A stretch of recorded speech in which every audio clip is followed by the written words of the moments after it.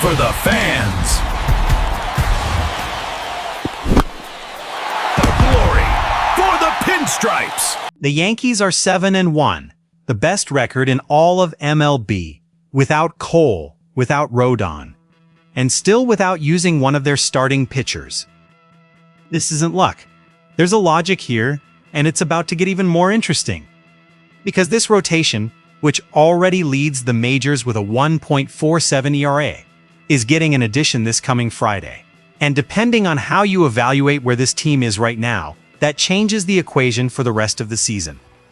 When you start connecting the dots, this Yankees situation becomes a lot more intriguing. The decision to hold Luis Gil back wasn't about injury. It was about managing minor league options, the schedule, and a bet that the team could function without him, at least for now.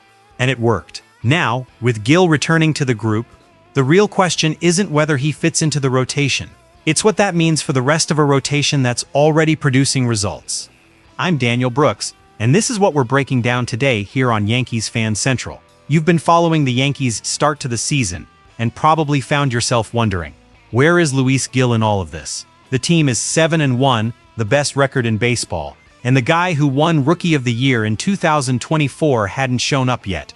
Not because of injury this time. The issue was simpler than it looks. Aaron Boone confirmed on Saturday.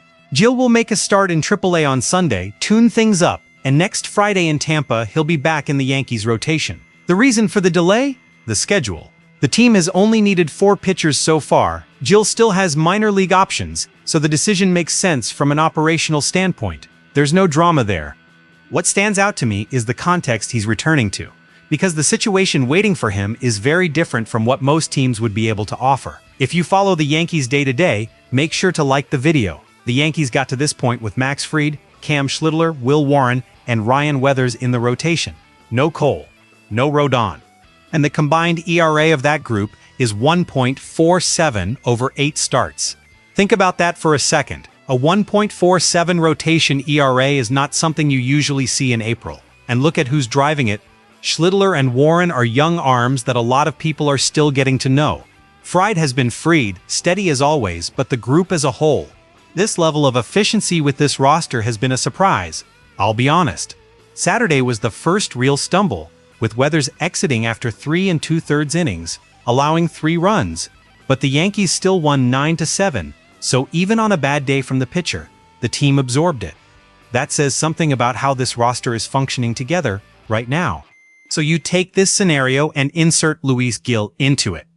What happens to the rotation dynamics? My read is that Gil's return doesn't just add another arm. It reshapes hierarchy and workload distribution. Fried remains the ace, but Gil, when healthy, has the arsenal to be a number 2 in a playoff rotation.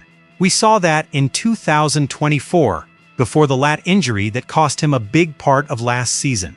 In 11 starts in 2025, even after all that time away from the game, he finished 4-1 with a 3.32 ERA.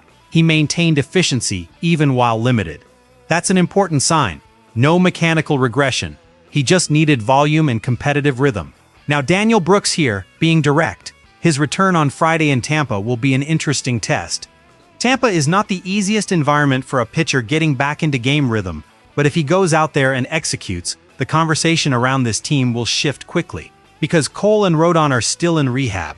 When one of them comes back, and Cole especially, coming off elbow surgery, still has an uncertain timeline, the Yankees could have one of the heaviest rotations in baseball. Not just in individual talent, but in real depth. You look at this 7-1 start, and it's tempting to downplay it to say it's early. And it is. April doesn't decide October, we know that. But there's a difference between starting strong by luck and starting strong by system. What this team is showing is consistency and process. The rotation controlling innings, the bullpen executing situations, the offense producing when needed.